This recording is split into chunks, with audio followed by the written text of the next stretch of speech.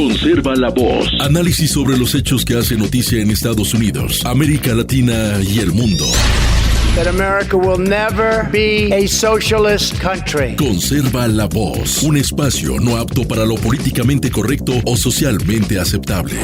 La fuerza del cielo nos acompañe y ¡viva la libertad, carajo! Conserva la voz. Tu voz sin censura. Se ponen en la solapa el pin de la Agenda 2030, que no es más que la renuncia a nuestra soberanía. Con ustedes su anfitrión, Freddy Silva.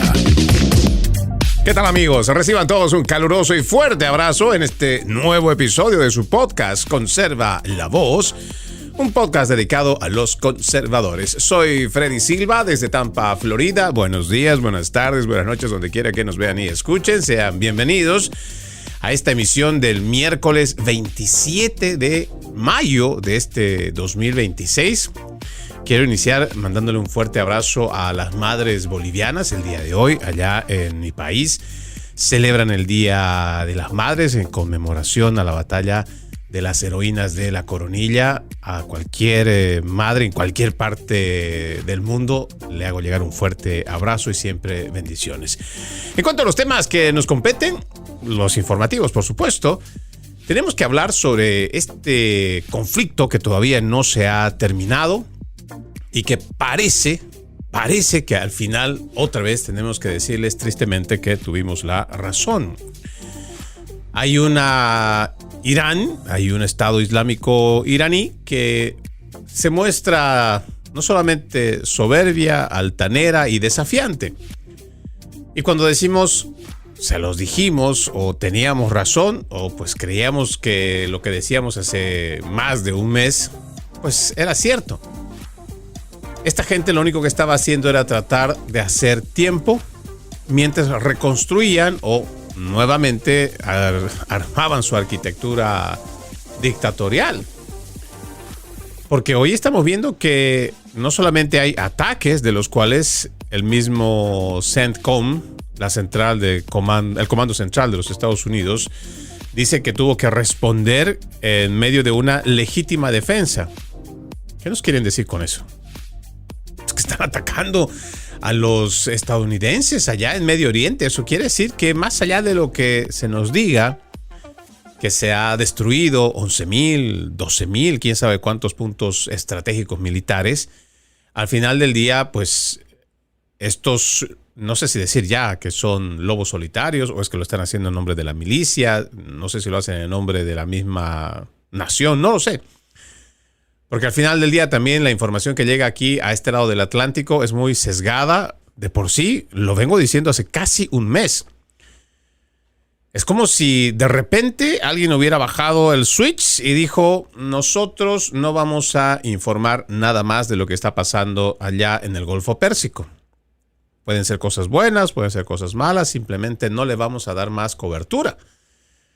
Y yo entiendo que esto en un plan político pues les puede ser estratégico porque mientras el estadounidense no sepa de lo que está pasando del otro lado, la perspectiva tampoco cambia. Porque no nos olvidemos que cuando hablamos de la bolsa de valores también es un reflejo de la especulación. ¿Qué quiere decir? Que mucha de esta especulación es solamente la forma en cómo se está viendo la guerra y en base a la percepción es que se van haciendo cambios o por lo menos van habiendo bajas o subidas. Y no solamente a Estados Unidos, sino también a Israel, pues le conviene que la gente no lo sepa porque su percepción pues se va manteniendo ahí en una especie de status quo, se va manteniendo en una tensa calma, no invierten más, pero tampoco es que hacen inversiones arriesgadas. El tema más grave, por lo menos es lo que yo entiendo, es que Irán no va a llegar a un acuerdo. Desde mi punto de vista, y como lo vengo diciendo, están ganando tiempo. Al final del día, lo único que se va a tener es una Irán otra vez desafiante, que de alguna manera va a encontrar cómo sacar su petróleo por otros sectores, va otra vez financiar. Yo imagino que esta, no sé si alcanzará a ser una guerra global, pero por lo menos para lo que ellos llaman su venganza, pues van a tener el suficiente dinero para poder hacer ataques, aunque sea uno por día. No necesitan más un ataque, o sea, una guerra de desgaste. Fíjense la guerra de Rusia con Ucrania. Yo sé que los escenarios son totalmente distintos, sé que la infraestructura es totalmente distinta y tal vez hasta la comparación puede no ser acertada. Pero fíjense, ¿cuántos años lleva esta guerra? No estamos hablando de esos analistas, expertólogos, que al ver el poderío no solo militar, sino nuclear de Rusia, dijeron, pues esto se acaba en 2-3 meses. ¿Cuántos años ya llevamos de eso? Claro, ahora Rusia está intensificando sus ataques, incluso ya le ha advertido a Estados Unidos que tiene que retirar a su personal de la embajada en Kiev. Porque los ataques que van a tener esta semana, pues seguramente van a ser ataques fulminantes. Pero, a lo que voy en la comparación, nosotros estamos viendo un escenario donde no necesariamente las cosas son como nos lo vienen pintando desde el principio. Mi crítica fue totalmente justificada cuando yo decía que había un exceso de triunfalismo innecesario. No nos queda la menor duda de que el ejército de los Estados Unidos tenga tremendo poder como para poder destruir todo lo que dijeron que destruyeron. Pero subestimar que del otro lado existe un pueblo adoctrinado, radicalizado, capaz de inmolarse por lo que es su tradición, su cultura, su fe, ignorar todo esto, pues nos parece que era equivocado. Por eso el exceso de aire triunfalista, eso también era dañino. Y ahora estamos viendo las consecuencias. Porque ya no solamente quiere, o por lo menos ya no solamente tiene que ver con lo que el estadounidense, el occidental en general, tiene una percepción sobre este conflicto armado. Sino que ahora, recién, imagínense, febrero tenemos marzo, abril, mayo. Ya vamos a terminar mayo. Con mañana ya estaríamos hablando de 3 meses de esta guerra, ¿verdad? ¿Cuál es la percepción en cuanto a la parte económica, que es la que al final termina decidiendo elecciones? Pues es la capacidad disminuida del poder adquisitivo de su dólar. Es la poca capacidad de ahorro que tiene el sueldo, el cheque que le dan a estas personas. Y la perspectiva de que lamentablemente esto no va a terminar o no va para bien. A eso le tendrás que sumar que los índices de inflación pues han subido. Hay números los cuales simplemente no se puede ocultar y mucho menos detrás de un fanatismo. El presidente ha reunido ahora a la mayoría de su gabinete porque entiende que hay cosas que tienen que arreglar. No solamente es el tema, aunque sea central, de lo que está pasando allá en el Golfo Pérsico, pues habrá que trabajar de cara a las elecciones de medio término. Estamos en mayo, ya nos queda solamente junio, julio, agosto, septiembre y octubre. 5 meses. 5 meses que, créanme, van a pasar muy rápido.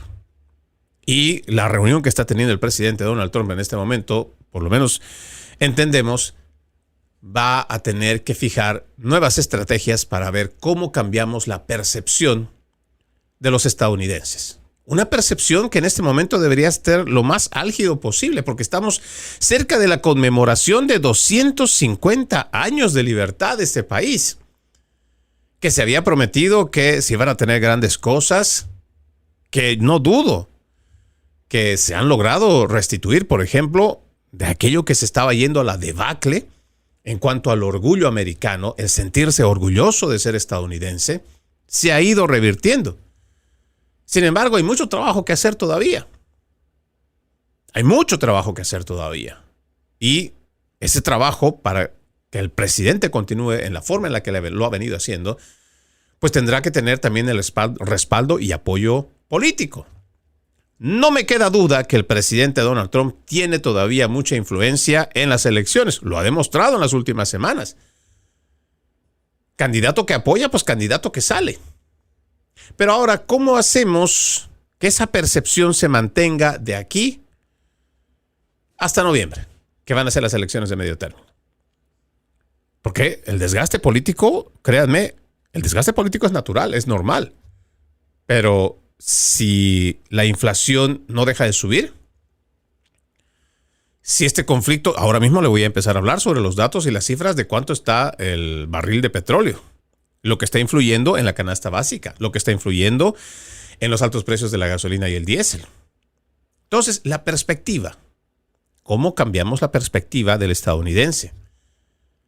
Tan cerca como el 4 de julio, hay un mes en los cuales esta administración tiene, por lo menos, para poder afianzar otra vez el orgullo de esta gran nación, para fortalecer el mensaje, para que todas esas corrientes izquierdistas que vienen años trabajando desde la administración Obama, incluso yo diría desde la administración Clinton, de hacernos ver aquí adentro como una nación mala, opresora, racista, de esclavos.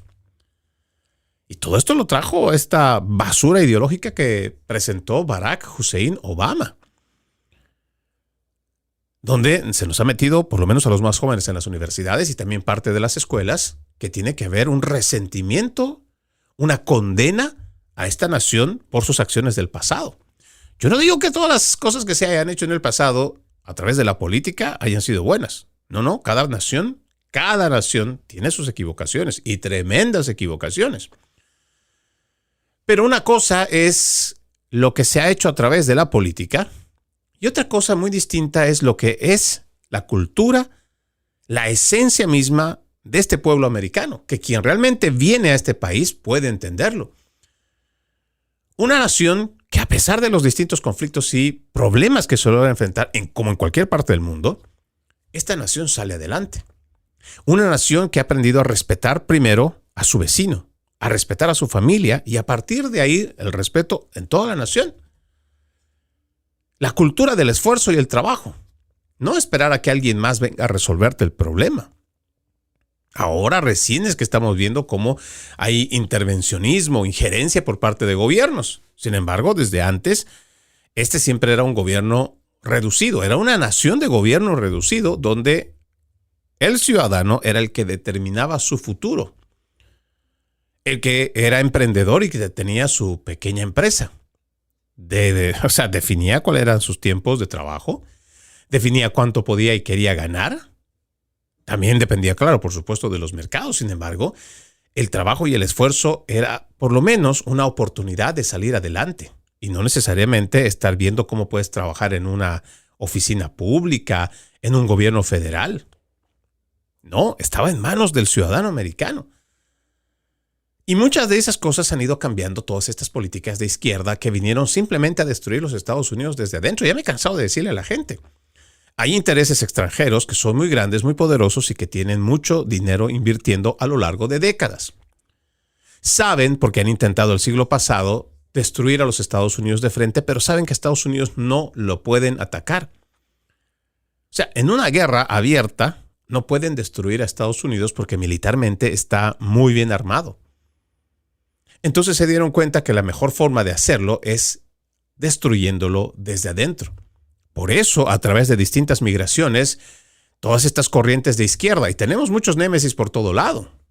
No hablemos de las últimas 2 décadas nada más. Por ejemplo, toda esta corriente bolivariana anti-yanqui encabezada por Hugo Rafael Chávez Frías, que contaminó con toda esta idea anti-yanqui a toda la región. Odiadores de los Estados Unidos.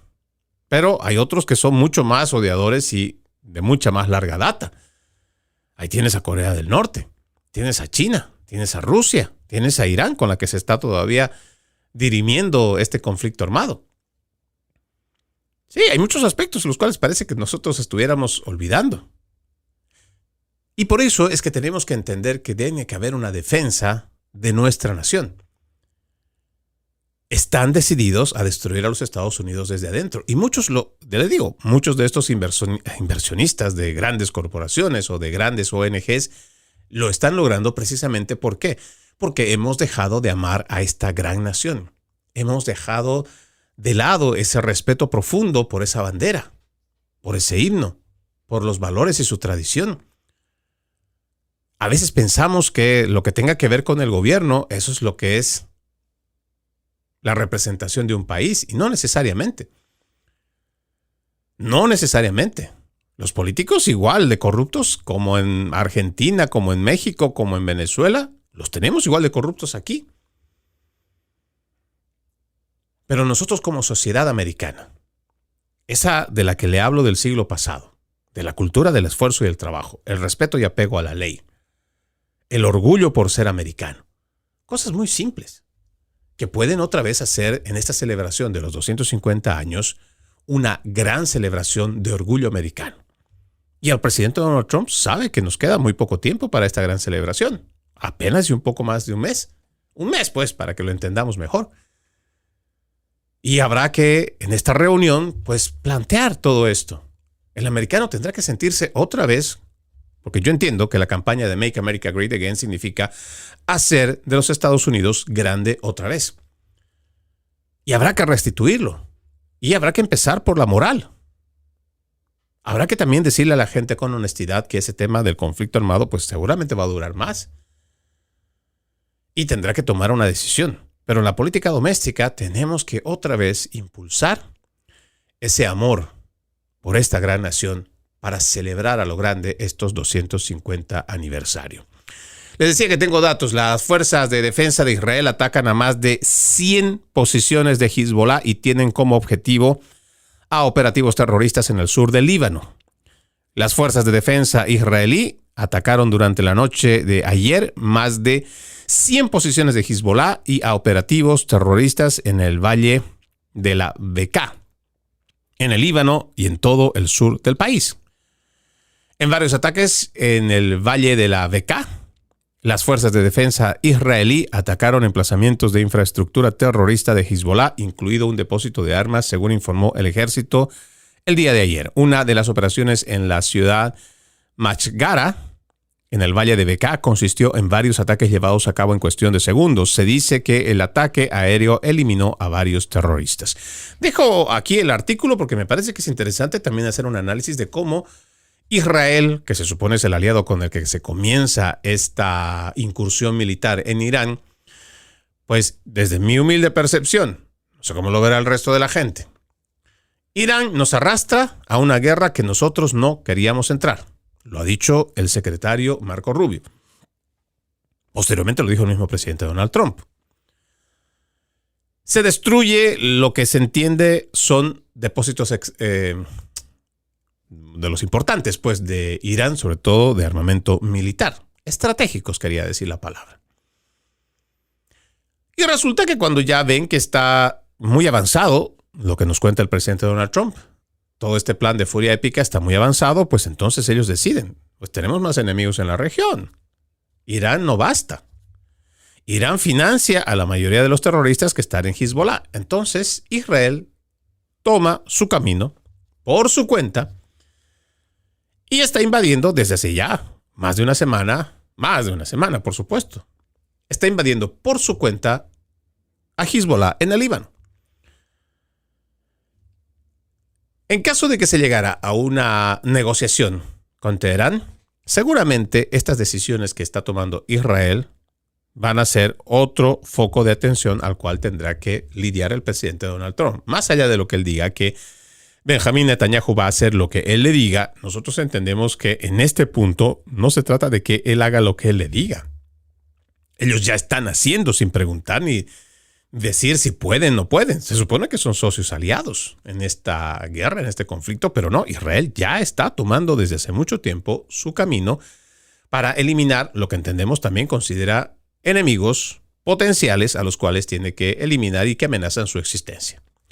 Adicionalmente a esto, también les decía, los precios del petróleo suben un 3% y las acciones registran un ligero alza o una ligera alza después de que Irán prometiera represalias por los ataques de autodefensa de Estados Unidos. Los precios del petróleo pues subieron más de un 3% por la mañana después de que Irán prometiera represalias tras los ataques de autodefensa del ejército de los Estados Unidos en el estrecho de Hormuz, aunque las acciones subieron ligeramente ya que los inversores mantenían la esperanza de un acuerdo de paz. El petróleo crudo Brent subió un 3.6%, cerró con $99.58 el barril. Mientras que los futuros de West Texas, los intermediarios del oeste de Texas, cerraron con una caída del 2.8% a $93.89 en comparación con el cierre del pasado viernes. El lunes no hubo cierre de precios en Wall Street porque era el día de los caídos. Ahora, seguramente usted ha ido a la gasolinera el día de hoy.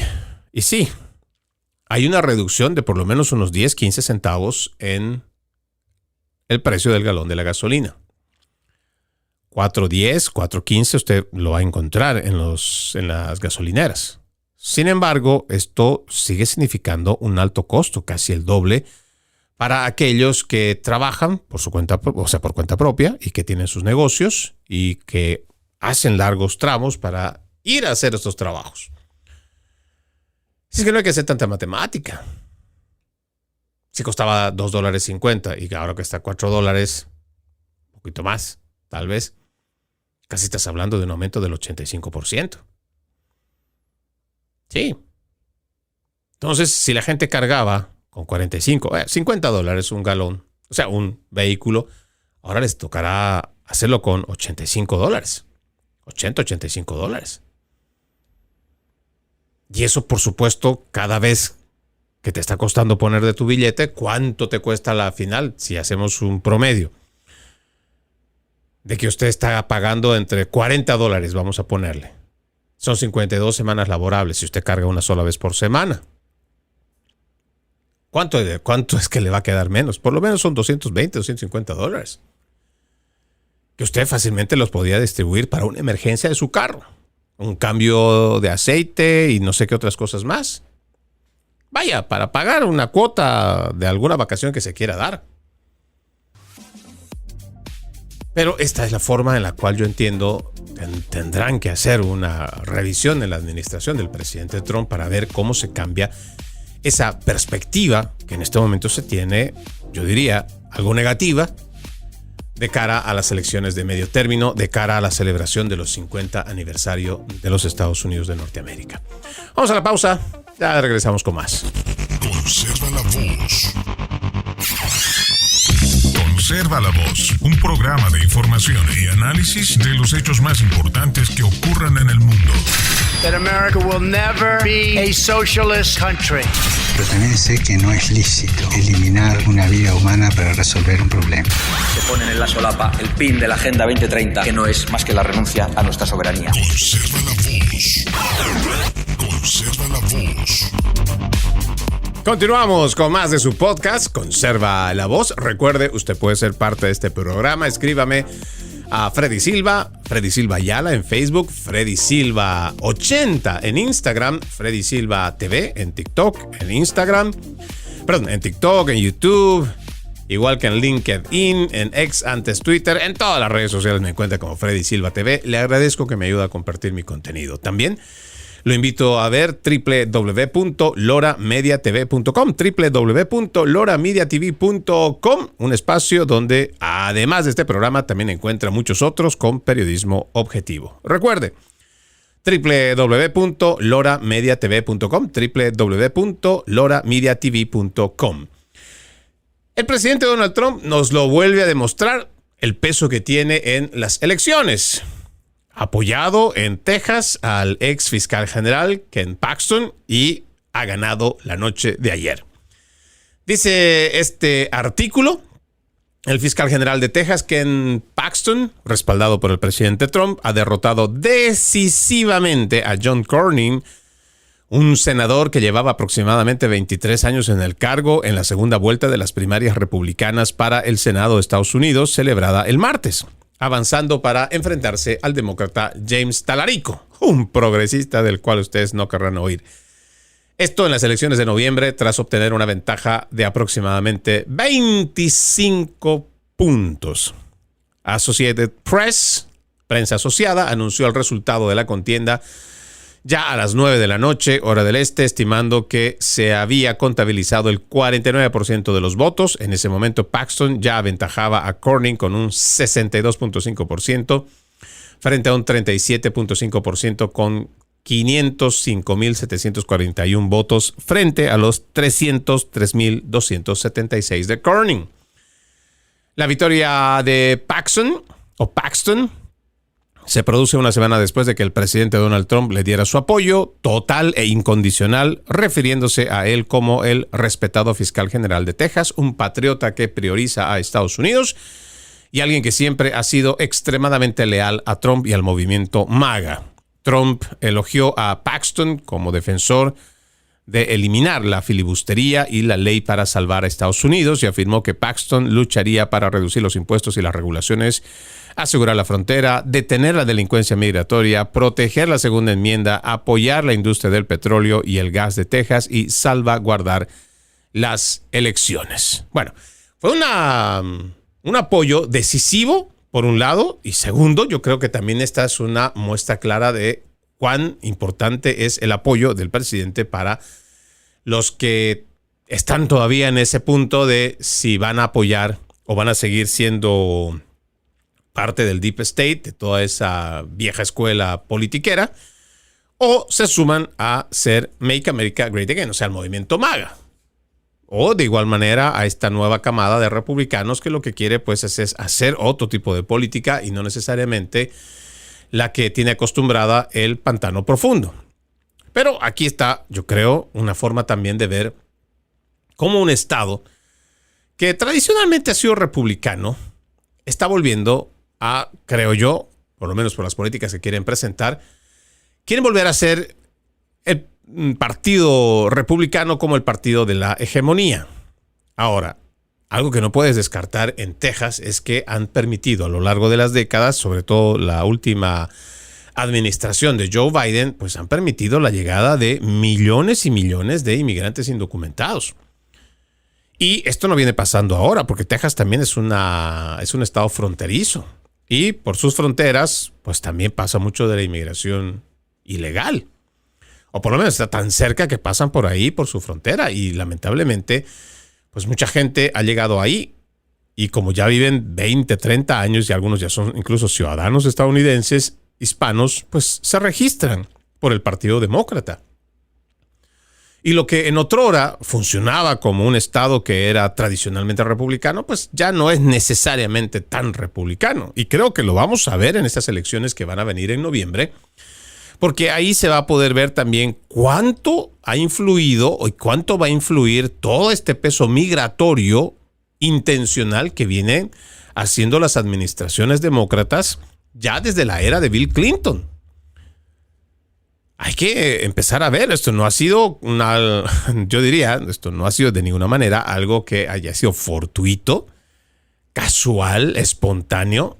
No, esto lo vienen haciendo precisamente porque así lo querían y lo han promovido los de la Open Society. Esa Open Society de George Soros que quiere tener esa sociedad abierta que según ellos es la solución a los problemas de la actualidad. Pero, mire, yo hablaba no hace mucho sobre la mentira en la cual están viviendo estas nuevas generaciones.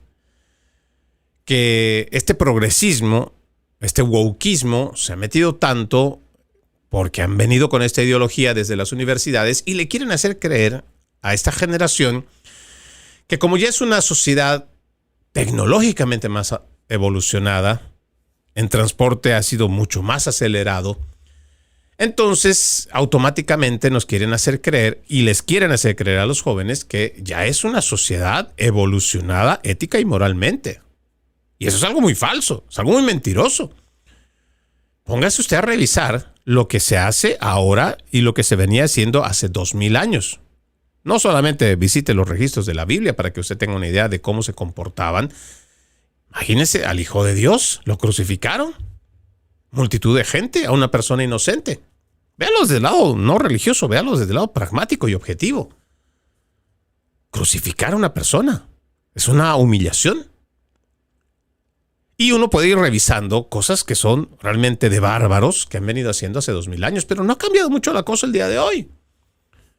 No ha cambiado en términos de ética y moral. Incluso teniendo nosotros estos preceptos bíblicos, Por ejemplo, de los 10 mandamientos. No robarás, no mentirás, no levantarás falsos testimonios, no fornicarás, no desearás o codiciarás a la mujer de tu prójimo. No. Incluso teniendo todo esto, la gente comete este tipo de pecados. Y lo viene haciendo. Y cada vez yo siento más bien que es peor. A mí me da mucha preocupación ver cómo cada vez hay grupos de jóvenes y cada vez más jóvenes, adolescentes, que se reúnen para poder saquear, asaltar, golpear, agredir, y ya por cualquier cosita es suficiente para empezar a hacer destrozos en un restaurante de comida rápida. O sea, parece que hemos perdido realmente el norte, los padres de familia, al educar a los hijos y no hacerles ver, no hacerles notar lo que realmente es el respeto. Y estas son las cosas que yo le digo con toda sinceridad. Teniendo hijos pequeños, entiendo que el mundo al que se van a enfrentar no va a ser sencillo. Y otra vez, partiendo desde esta mentira que se le viene diciendo en esta generación, de que, miren, ya estamos viviendo en tiempos distintos. Tenemos que cambiar nuestros hábitos. Por ejemplo, teníamos no digo debate, pero sí una conversación donde algunos se quejaban porque había que adaptarse a los nuevos tiempos. Y cada vez habían más psicólogos, psiquiatras que hablaban sobre cómo educar a los hijos. Y que ahora le proponen constantemente a los padres que es mejor no decirles, no regañarlos, no castigarlos, porque sus emociones, sus sentimientos pueden hacer que se sientan mal. Y yo digo, ¿pero cómo? ¿Cómo una generación que todavía no ha logrado nada, porque prácticamente las anteriores generaciones le han entregado a estas generaciones nuevas dónde vivir, carreteras construidas, sistemas aéreos elaborados, puentes, o sea, construcciones, ¿para qué le digo? Y resulta que esta generación nos va a venir a enseñar algo que no ha logrado. Y lamentablemente, estos mismos padres nos tratan de ahora decir, estos padres jóvenes, ¿no? Toda esta nueva generación, nos tratan de decir que ahora nosotros tenemos que adaptarnos a los caprichos del niño. ¿Se da cuenta? En vez de que uno asuma la responsabilidad, la paternidad de establecer normas, reglas en casa para que ese niño cuando salga a la calle sea también un respetuoso con las cosas ajenas, con el erario público, con las normas establecidas. No, ahora tú te tienes que adaptar al niño y prácticamente al padre lo vuelven una especie de centro de entretenimiento. Cajero automático para los gustos que necesite, que quiera, ni siquiera que necesite, que quiera, que tenga de caprichos. Y así estamos como estamos. Y le digo que en esta conversación, si hay algo que yo destaco es que, aunque nos guste o no nos guste escucharlo, recibir corrección, disciplina y lo que dice la Biblia, amor con rigor, pues nos ha ayudado a nosotros ser una generación, y le hablo de mi generación, la generación X, nos ha llevado a ser personas respetuosas en la calle. Puede que tengamos muchas cosas que hayamos reprimido en el camino, pero por lo menos de educación, de respeto, hemos aprendido, ya las malas, pero la hemos aprendido. Hoy tienes estos grupos de jovenzuelos en Tampa, en Orlando, en Chicago, igual en Nueva York, están en todo lado, que creen que por alguna razón, por juego, diversión, pueden ir, entrar a una tienda como un 7-Eleven, saquear, robar, destrozar. Y si no le atienden bien en un McDonald's, entonces pueden ir, romper, tirar y hacer desmadres. Esto yo creo que debería ser siempre un llamado de atención. Porque parece que el país lo estamos perdiendo, no tanto por el tema de los políticos. Yo sé que tienen una gran influencia. Yo lo sé y lo tengo muy claro. El tema es que también, ¿qué es lo que estamos haciendo nosotros como parte de esta sociedad para mejorarlo? Y le decía, cuando usted tenga la oportunidad de conocer al rival de Ken Paxton, que va para las próximas elecciones, vamos a ver cuánto puede sacar de votos en un estado republicano. Este sujeto es de lo más puro de su generación de idiotas, que tiene claro que el wokeismo para ellos es lo importante. Y sabe qué es el wokeismo, entiende qué es el wokeismo, sabe cuál es su doctrina relativista. Sin embargo, su campaña está basada en todas estas políticas liberticidas que destruyen sociedades o se ha demostrado que destruyen sociedades. Lo interesante será ver cuánta población tejana apoyará a este sujeto. Y créanme, nos va a sorprender. No tengo dudas de que Ken Paxton va a sacar un buen resultado y que va a ganar esa elección por el Senado en Texas.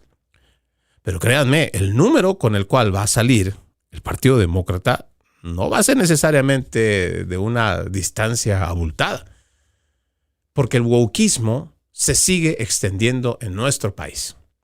No importa que tengamos una administración republicana que está combatiendo con toda esta agenda woke. El tema es que sus operarios, sus activistas, todavía están trabajando en oficinas federales, todavía trabajan de maestros, todavía trabajan en oficinas importantes y no han dado marcha atrás. Incluso ha habido una confesión por parte de Larry Fink, que es el que ahora mismo está a la cabeza de uno de los fondos de inversión más importantes del mundo. Larry Fink ha confesado que fue un experimento erróneo, equivocado, el haber financiado con tantos billones de dólares toda esta agenda woke. Sin embargo, aunque ellos den el paso atrás y parte del financiamiento ya no se dé a esta agenda, pues ahí están los cultistas. Todos estos que apoyan la agenda de género, la agenda transgénero, la agenda climática, todas las demás agendas que vienen de las Naciones Unidas, la Agenda 2030.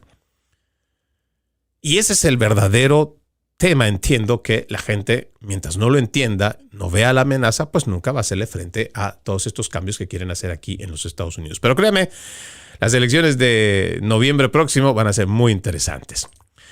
Permítame hablar sobre otro tema, esta vez relacionado con una exfuncionaria ya de la administración, la que estaba a cargo de la Fiscalía General de los Estados Unidos. Pam Bondi, lamentablemente, pues se ha conocido recién que ha sido diagnosticada con cáncer. Dice, un informe publicado indica que Pam Bondi le diagnosticaron cáncer de tiroides poco después de que el presidente Trump la destituyera de su cargo como fiscal general. Bondi, de 60 años, recibió tratamiento para la enfermedad y se está recuperando, es lo que ha dado a conocer Axios. Esta revelación surge en medio de un informe que indica que Trump ha designado a Bondi para formar parte de un comité asesor centrado en la inteligencia artificial. Bondi, quien fue despedida de su puesto del Departamento de Justicia el mismo día que acompañó al presidente a la Corte Suprema para presenciar los argumentos orales en un importante caso de ciudadanía por derecho de nacimiento, formará parte del Consejo Presidencial de Asesores en Ciencia y Tecnología, según el artículo de Axios.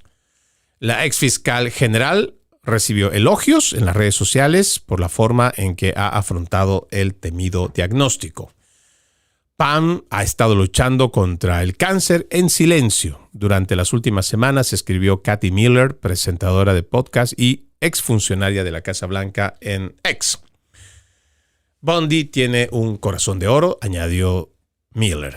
Según la clínica Cleveland, la mayoría de los cánceres de tiroides son curables de forma permanente con tratamiento, con una tasa de supervivencia a 5 años superior al 98%, pues el pronóstico para los pacientes diagnosticados con cáncer de tiroides se considera excelente. En otro tema que me parece importante, un estudio relacionado con lo que van a ocupar Pamela Bondi dice: los gigantes tecnológicos podrían ganar más de $1 millón con los datos de cada estadounidense y las empresas de IA obtendrían millones más, esto según un estudio impactante. Un nuevo estudio dice las empresas tecnológicas podrían estar ganando más de $1 millón por cada estadounidense gracias a sus datos en línea a lo largo de los años. Y las empresas de inteligencia artificial en particular podrían obtener millones. Según la Web3 Foundation, un grupo defensor del libre Internet o Internet libre, las empresas que rastrean los datos de los individuos pueden obtener hasta $1.8 millones por residente estadounidense a lo largo de más de 60 años, o desde los 13 hasta los 73 años, que es la etapa en la que una persona típica utiliza principalmente el Internet. En el peor de los casos, las grandes empresas tecnológicas obtendrían la aún considerable suma de $610,029 por el uso de Internet de cada residente.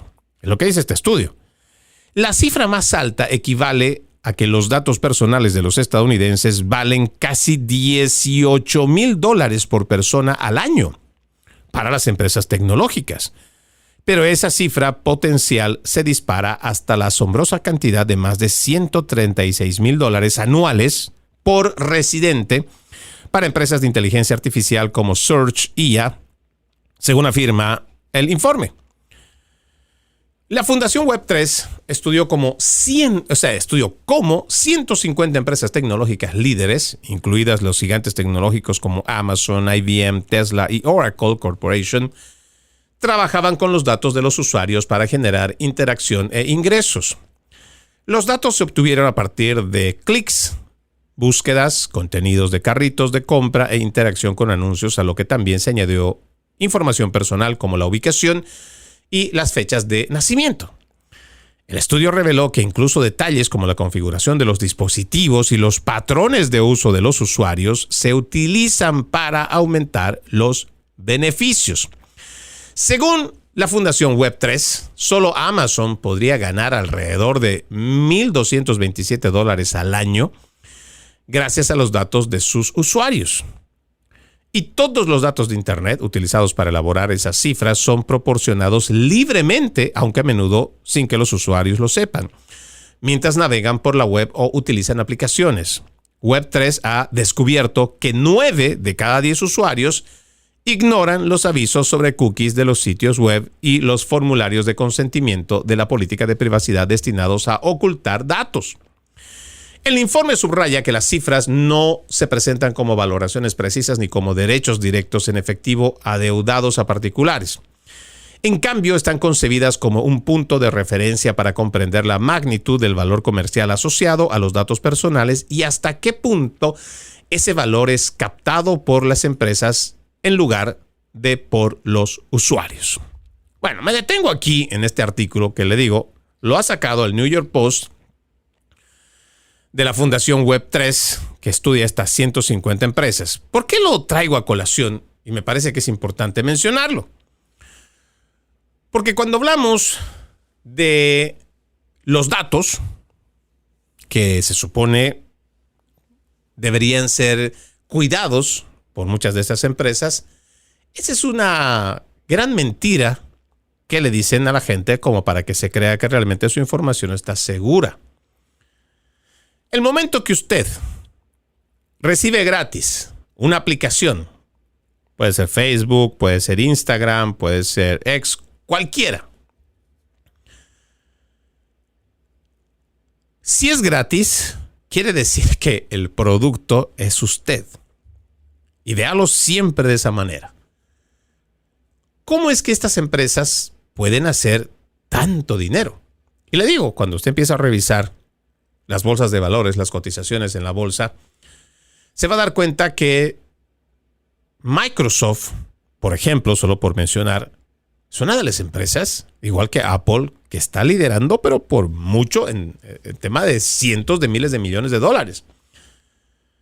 Y uno se preguntaría, ¿pero cómo? Si todo esto es virtual, no es que alguien venga, haga trabajo de mano de obra y a partir de ello, pues claro, o sea, uno desde su propia perspectiva, uno diría, yo trabajo duro, trabajo en la construcción, trabajo en la limpieza, trabajo en la pintura, trabajo en la grama y para tener mis 8 horas trabajando y que me paguen por eso cada fin de semana, cada viernes, pues es un trabajo duro que tengo que hacer. Y aún así, lo mío no llega a los 60, 70, 80 mil dólares. La pregunta de todas las personas.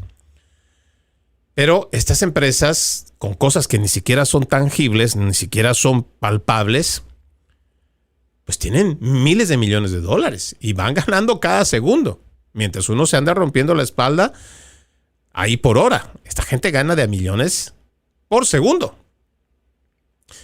Cuando yo le digo a usted que cuando usted encuentre gratis algo, el producto es usted, es porque realmente usted de forma voluntaria, como dice este artículo, le está entregando todos sus gustos, su forma de comprar, qué es lo que quiere en esa compra. Uno de los dispositivos más, y yo por eso todavía no entiendo por qué los dispositivos, los celulares, no son gratuitos. Ahí hay una contradicción, pero créanme, eso de un día para otro va a cambiar. Casi se lo puedo asegurar. Porque hay políticas como las de Gran Bretaña o igual algunos países del Reino Unido que van a obligar, igual que lo han hecho en China, van a obligar a cada ciudadano a que tenga que tener una identificación digital. Y esto lo van a hacer a través de un teléfono celular. Un teléfono celular que van a tener que cargar con ellos, les guste o no. Porque ahí va a estar su licencia, su seguro social seguramente, todos los documentos que necesita. Ahí van a estar registrados. Van a estar concentrados en ese dispositivo. Sí. Ahora vea usted por qué usted es el producto. Cuando usted se levanta y lo primero que hace es revisar su teléfono y entra a una aplicación, ese teléfono ya está registrando Apple, si usted tiene un teléfono de Apple, o igual de Android, cualquiera. Desde el momento que usted se levanta y empieza a hacer elecciones, ya sea de una aplicación, la búsqueda de información, no sé, pagar algún servicio, comprar alguna ropa, algo. El algoritmo está reuniendo toda su información. Si en algún momento usted está necesitando, por ejemplo, reemplazar una ventana, el momento que usted digita encontrar a una persona que arregle o repare una ventana, el algoritmo ya sabe lo que usted está buscando y automáticamente a todas las empresas que ponen su publicidad, que arreglan ventanas, pues les va a dirigir para que vayan ahí y tengan un cliente seguro. Entonces, ¿de qué manera y por qué cuesta tanto? Porque entonces, lo que hasta el siglo pasado hacían las empresas de mercadeo, hacían la prueba. Por ejemplo, invertían miles de dólares en campañas publicitarias para pagar en la televisión para ver si atraían la atención de la gente. Entonces, automáticamente, en medio de eso, entonces uno tenía una idea como empresa de a qué público, entre qué edades, en qué horas les puedes vender. Le doy un dato nomás para que usted se vaya dando cuenta.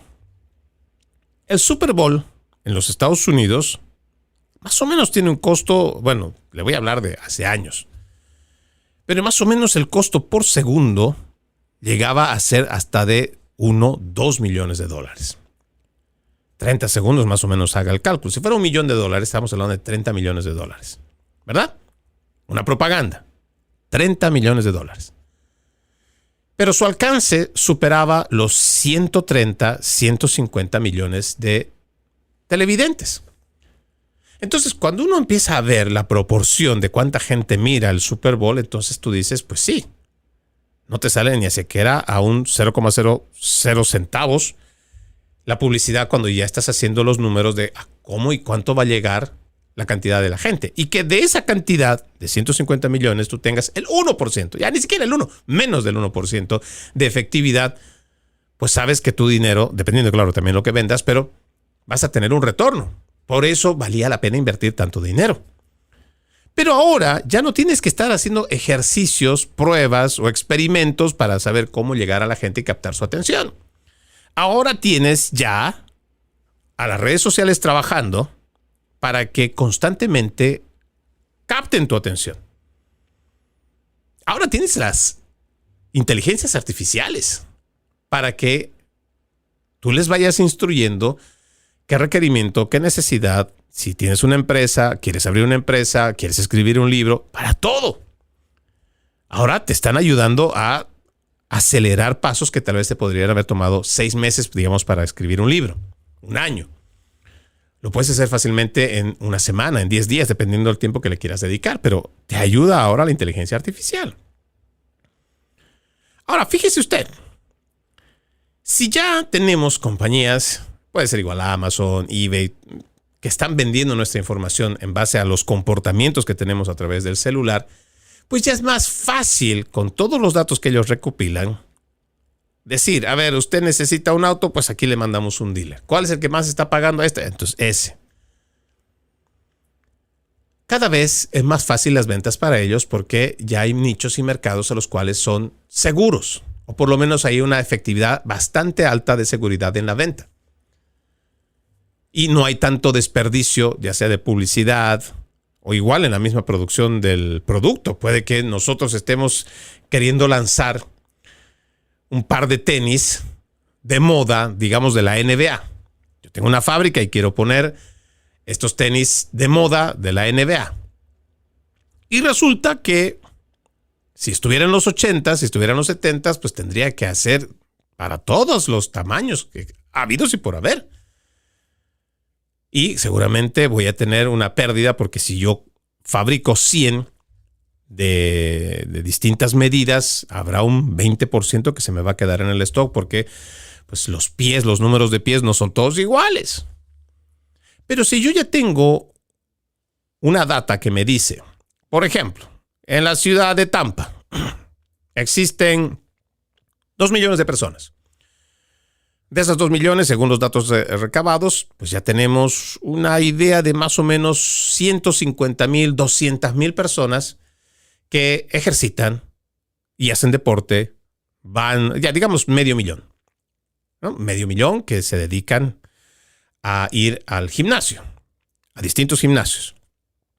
Entonces, ahora ya sé las edades, sé cuánto miden, ellos mismos ponen qué número de zapato tallan cuando buscan para comprar un tenis.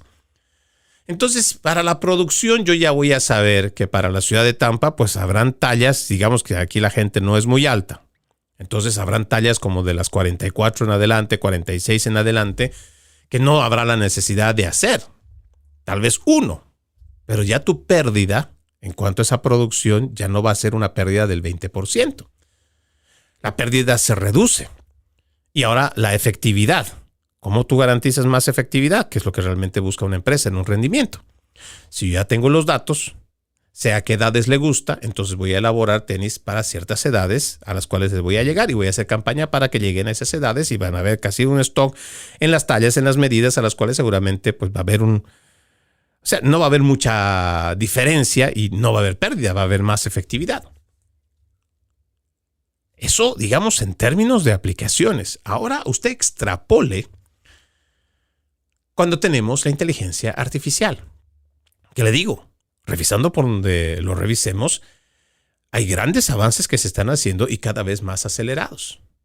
Ahora, ¿de que van a haber trampas? Pues seguramente van a haber trampas. ¿De que van a haber plagios? Y que se van a presentar incluso gente para hacer doctorados con inteligencia artificial, como creo que ya están apareciendo, pues tenemos que ver cómo vamos a lidiar con ello. Aquí lo importante y el mensaje que quiero transmitirle es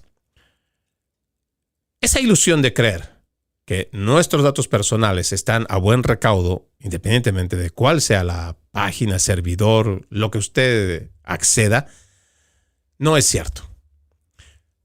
Si usted ya es parte de todo este sistema, y tal vez ya es tarde para decirle sálgase de todas estas cosas, bueno, pero por lo menos edúquese y eduque a su hijo para hacerle saber que no solamente es la venta de los datos, sino es cómo estamos constantemente siendo utilizados, ganan solamente ellos y al final del día, quien pierde realmente es aquel al que están utilizando como producto, que en este caso somos nosotros.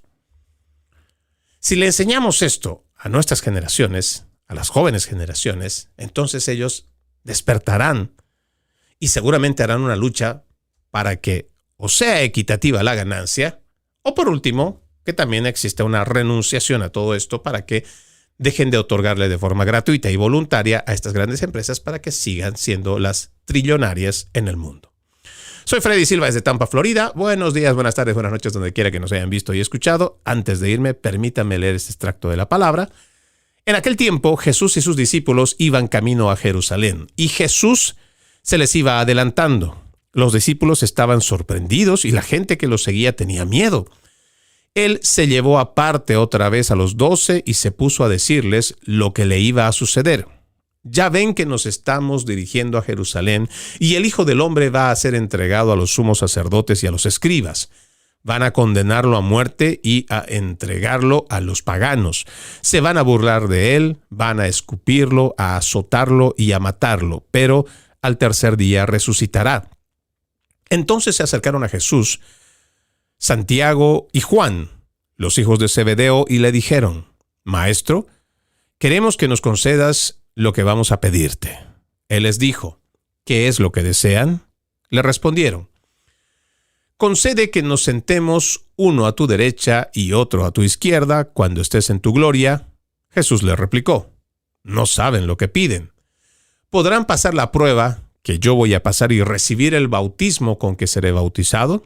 Le respondieron: Sí podemos. Y Jesús les dijo: Ciertamente pasarán la prueba que yo voy a pasar y recibirán el bautismo con que yo seré bautizado. Pero eso de sentarse a mi derecha o a mi izquierda no me toca a mí concederlo. Eso es para quienes está reservado. Cuando los otros 10 apóstoles oyeron esto, se indignaron contra Santiago y Juan. Jesús reunió entonces a los 12 y les dijo: Ya saben que los jefes de las naciones las gobiernan como si fueran sus dueños y los poderosos las oprimen. Pero no debe ser así entre ustedes. Al contrario, el que quiera ser grande entre ustedes, que sea su servidor, y el que quiera ser el primero, que sea el esclavo de todos. Así como el Hijo del Hombre, que no ha venido a que lo sirvan, sino a servir y dar su vida por la redención de todos. Marcos, capítulo 10, versículos 32 al 45. Tengan un bendecido resto de jornada y, como siempre, ejercitemos la decencia, que nada nos cuesta. Permiso. Conserva la voz.